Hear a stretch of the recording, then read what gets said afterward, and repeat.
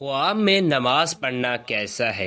हुज़ूर अकरम सल्लल्लाहु अलैहि वसल्लम का फरमान मुबारक ज़रूर सुनो। बिस्मिल्लाहिर्रहमानिर्रहीम। अस्सलामु अलैकुम वरहमतुल्लाहि वबरकातुहू। मोहतरम नाज़रीन, आपको एक हदीस सुनाती हैं जिसमें हुज़ूर नबी करीम सल्लल्लाहु अलैहि वसल्लम ने फरमाया है कि क़यामत से कबल लोगों की नज़र में उलमाए कराम की इज्जत ख़त्म हो जाएगी। लोग सच्चे को झूठा और झूठा कहेंगे। अमूमन उलमाए कराम दुनियादार और मुतकब्बिर होंगे। आबिद जाहिल और कारी फासिक होंगे। लोग बाकसरत शराब पिएंगे और उसका नाम कोई और रख लेंगे। हम जिन्स परस्ती शुरू हो जाएगी। मेरे मोहतरम नाज़रीन, मौत एक अटल हकीकत है जो हर एक जानदार को आनी है। कुरान पाक में भी जिक्र है कि हर नफ्स को मौत का मज़ा चखना है, लेकिन सवाल ये है कि मौत कब और कैसे आती है। मौत का वक्त किसी को मालूम नहीं, ये सिर्फ अल्लाह की ज़ात जानती है। बाज़ लोग लंबी उम्र पाती हैं, जबकि कुछ बहुत जल्दी दुनिया से रुखसत हो जाते हैं।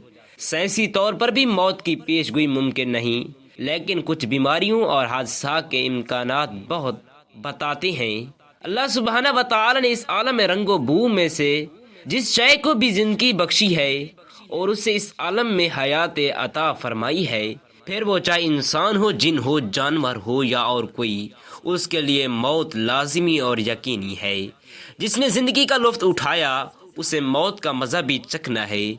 जो यहाँ आया है उससे एक दिन यहाँ से रुखसत भी होना है, और जिसने इस दुनिया की रंगीनियों को देखा है उसे मौत का मंजर भी देखना है। मौत के बारे में कहा जाता है कि मौत एक ऐसा दरवाज़ा है जिसमें से हर जानदार ने गुजरना है। मौत एक ऐसा जाम है जिसे हर शख्स ने पीना है। वाकई हकीकत भी यही है कि मौत एक ऐसा जाम है जिसका जायका हर एक ने चखना है। हज़रत आज़िब रज़ी अल्लाह तआला अन्हु फरमाती हैं कि हम नबी करीम सल्लल्लाहु अलैहि वसल्लम के हमरा एक जनाजे में शरीक थे कि आप सल्लल्लाहु अलैहि वसल्लम कब्र के किनारे बैठे और इतना रोए कि आपकी चश्माने अक़दस से निकलने वाले आंसू से मिट्टी निम हो गई। फिर इरशाद फरमाया, ऐ इस्लामी भाइयों, इस कब्र के लिए तैयारी करो। हम जब कब्रिस्तान जाती हैं तो हमें सब कब्रें ऊपर से बज़ाहिर एक जैसी मालूम होती हैं कि सब एक ही तरह की मिट्टी के तोदे होते हैं, लेकिन याद रखिए ये अंदर एक जैसी नहीं होती, क्योंकि अंदर से किसी की कब्र बाहो बहार और किसी की आग ही आग होती है। कोई अपनी कब्र में अल्लाह पाक की नेमतों के मज़े लौट रहा होता है और कोई अजाब का शिकार होता है। मोहतरम नाज़रीन, इस बात में कोई शक नहीं कि मौत तो हर एक को आकर रहती है। किसी को अचानक मौत आती है, मसलन किसी हादसे के सबब या कुदरती आफात के सबब, जिनमें ज़लज़ले, सिलाब, आंधी, तूफ़ान और दूसरे वबाई अमराज शामिल हैं। तो किसी को बीमारी में, तो किसी को घर के बिस्तर में, तो किसी को मस्जिद में। मौत से इनकार नहीं किया जा सकता। मौत किसी की टलती नहीं। जब इसका वक्त आ जाए तो चाहे बादशाह हो, गुलाम, सफ़ीर हो, चाहे अमीर, मुशीर, ये किसी को नहीं बख्शती। चाहे ज़मीन के अंदर छुप जाएं या आसमान के वसअतों में महफूज हो जाएं, लेकिन मौत जो है जब इसका वक्त आ जाए तो आकर ही रहती है। हर शख्स की ज़िंदगी मुकर्रर है, इसमें ना कमी हो सकती है ना ज़्यादती। जब वक्त पूरा हो जाता है तो मलकुल मौत यानी मौत का फरिश्ता हज़रत इज़राइल अलैहिस्सलाम कब्ज़े रूह के लिए आते और उसकी जान निकाल लेती हैं। उसका नाम मौत है। मरने के बाद भी रूह का ताल्लुक बदन इंसान के साथ बाकी रहता है, इसलिए बदन पर जो गुजरेगी रूह उससे ज़रूर आगाह मुतासिर होगी। जिस तरह दुनियावी ज़िंदगी में होती है, बल्कि इससे ज़ायद। और रूह के लिए ख़ास अपनी राहतो सकून के अलग असबाब हैं जिनसे सरूर या गम पैदा होता है। रूहों के रहने के लिए मकामात मुकर्रर हैं, नेकों के लिए अलहदा, बद्दू के लिए अलहदा, मगर कहीं हूँ अपने जिस्म से इनको ताल्लुक बस्तूर बाकी रहता है।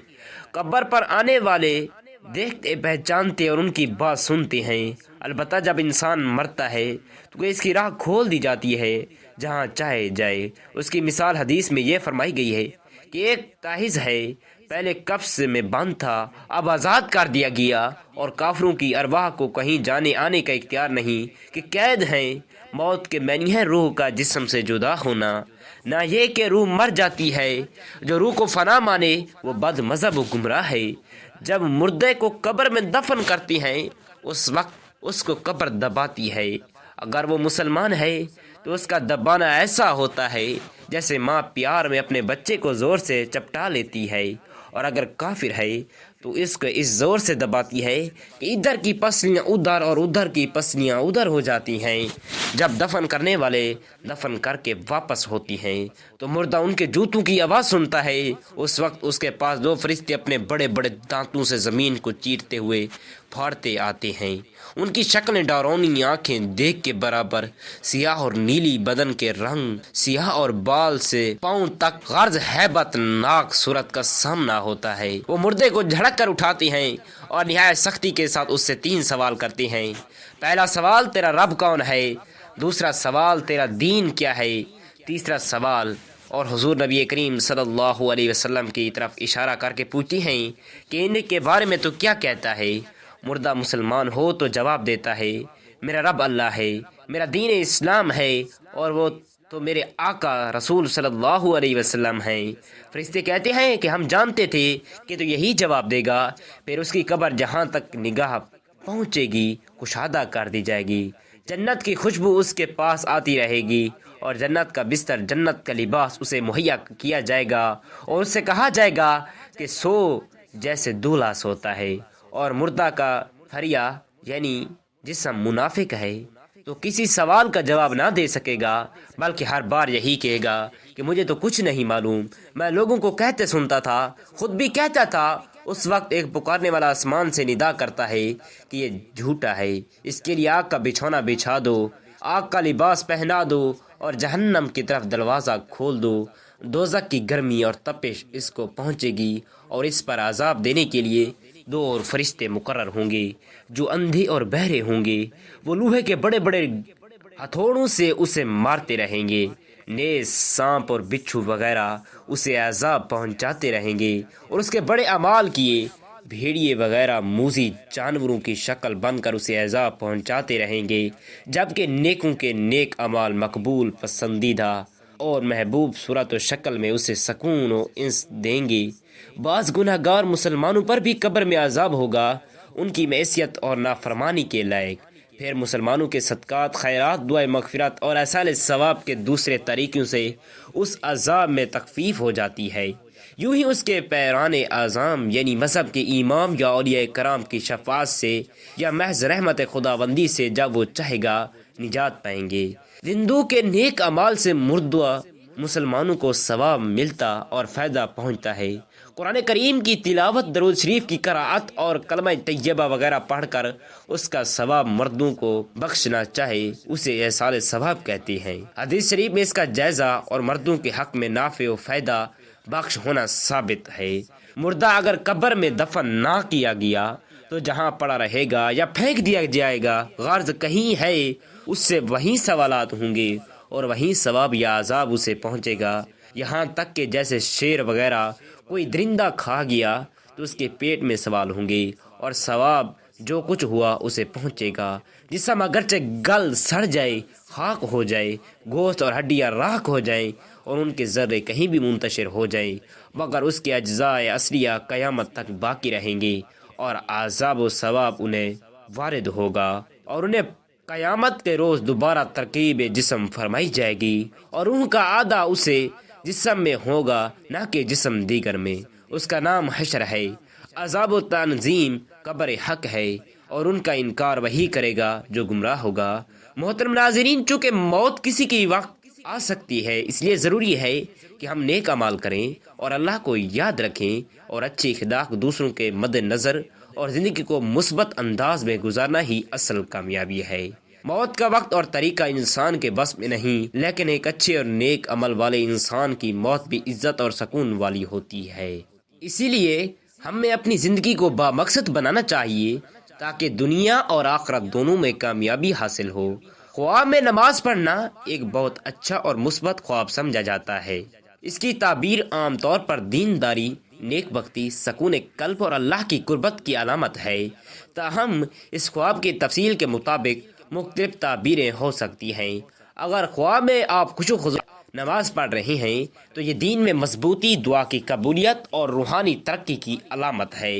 اگر کوئی خواب میں نماز ادا کر رہا ہو تو اس کا مطلب یہ ہو سکتا ہے کہ وہ اپنے قرض سے نجات پائے گا۔ اگر کوئی شخص کسی پریشانی میں مبتلا ہے اور خواب میں نماز پڑھتا دیکھے تو یہ اس کے مسائل کے حل اور کامیابی کی بشارت ہوتی ہے۔ اگر خواب میں نماز میں رکاوٹ آ رہی ہو، جیسے بھول جانا یا مکمل نہ کر پانا، تو یہ کسی دینی کمزوری، آزمائش یا غفلت کی نشاندہی کر سکتا ہے۔ اگر کوئی خواب میں جماعت کے ساتھ نماز پڑھتا دیکھے تو یہ نیک لوگوں کی صحبت اور برکت کی نشانی ہو سکتی ہے۔ اگر خواب میں کوئی شخص نماز قضا کر دے تو یہ غفلت، سستی یا کسی اہم موقع سے محرومی کی علامت ہے۔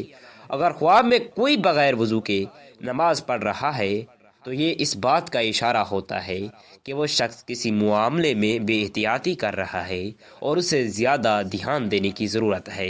حضرت جابر رضی اللہ تعالیٰ عنہ فرماتے ہیں کہ نبی کریم صلی اللہ علیہ وسلم نے فرمایا، بے شک خواب 3 قسم کے ہوتے ہیں، ایک وہ جو اللہ کی طرف بشارت، خوشخبری ہوتا ہے، دوسرا شیطان کی طرف سے خوف دلانے والا، اور تیسرا وہ جو انسان خود سوچتا ہے، یعنی خیالات کا عکس ہوتا ہے۔ اگر خواب میں نماز خشوع و خضوع کے ساتھ پڑھی جا رہی ہے تو یہ ایک اچھی علامت ہوتی ہے، کیونکہ نماز دین کا ستون اور اللہ کے قریب ہونے کا ذریعہ ہے۔